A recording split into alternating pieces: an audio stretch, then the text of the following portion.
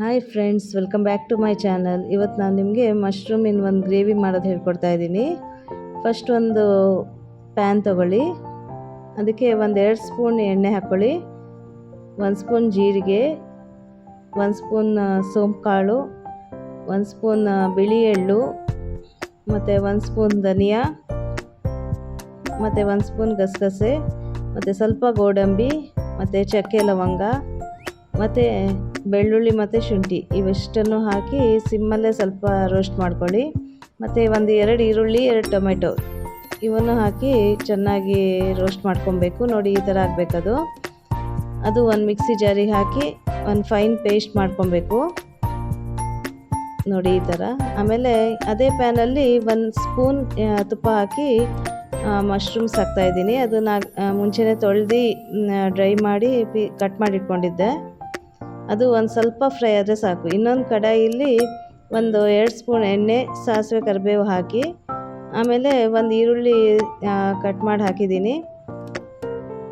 ಅದಾದಮೇಲೆ ಆಗಲೇ ರುಬ್ಬಿಟ್ಟಿರುವಂಥ ಮಸಾಲೆ ಪೇಸ್ಟನ್ನು ಹಾಕಿ ಸ್ವಲ್ಪ ಬಾಡಿಸ್ಕೊತಾ ಇದ್ದೀನಿ ಎಣ್ಣೆಯಲ್ಲಿ. ಇದಕ್ಕೆ ಒಂದು 2 ಸ್ಪೂನ್ ಅಚ್ಕಾರದ ಪುಡಿ, 1 ಸ್ಪೂನ್ ಪೆಪ್ಪರ್ ಪೌಡರ್, ಒಂದು ಅರ್ಧ ಸ್ಪೂನ್ ಹಳದಿ ಪೌಡರ್, ಮತ್ತು ರುಚಿಗೆ ತಕ್ಕಷ್ಟು ಉಪ್ಪು ಸ್ವಲ್ಪ ಕಮ್ಮಿ ಹಾಕಿದರೂ ಆಗುತ್ತೆ. ಆಮೇಲೆ ಬೇಕಾದ್ರೆ ಹಾಕ್ಕೊಬೋದು. ಆಮೇಲೆ ಆಗಲೇ ಫ್ರೈ ಮಾಡ್ಕೊಂಡಿರುವಂಥ ಮಶ್ರೂಮ್ಸ್ ಅದನ್ನು ಹಾಕಿ, ಆಮೇಲೆ ಮಿಕ್ಸಿ ಜಾರಲ್ಲಿರೋ ನೀರನ್ನು ಹಾಕಿ ಕನ್ಸಿಸ್ಟೆನ್ಸಿ ನೋಡ್ಕೊಂಡು ಅದನ್ನು ಲಿಡ್ ಕ್ಲೋಸ್ ಮಾಡಿ 1 to 3 ಮಿನಿಟ್ಸ್ ಚೆನ್ನಾಗಿ ಬೇಯಬೇಕದು. ನೋಡಿ, ಈ ಥರ ಚೆನ್ನಾಗಿ ಬೆಂದಿದೆ. ಈಗ ಲಾಸ್ಟಿಗೆ ಫ್ರೆಶ್ ಕ್ರೀಮ್ ಹಾಕ್ತಾಯಿದ್ದೀನಿ. ಆಮೇಲೆ ಶೆಜ್ವಾನ್ ಸಾಸ್, ಇದು ಆಪ್ಷನಲ್ಲು, ಟೇಸ್ಟ್ ಚೆನ್ನಾಗಿ ಬರುತ್ತೆ. ಅದು ಒಂದು 2 ಸ್ಪೂನ್ ಹಾಕ್ತಾಯಿದ್ದೀನಿ. ಆಮೇಲೆ ಕಸೂರಿ ಮೇಥಿ ಹಾಕಿದ್ರೆ ತುಂಬ ಚೆನ್ನಾಗಿರುತ್ತೆ ಟೇಸ್ಟು.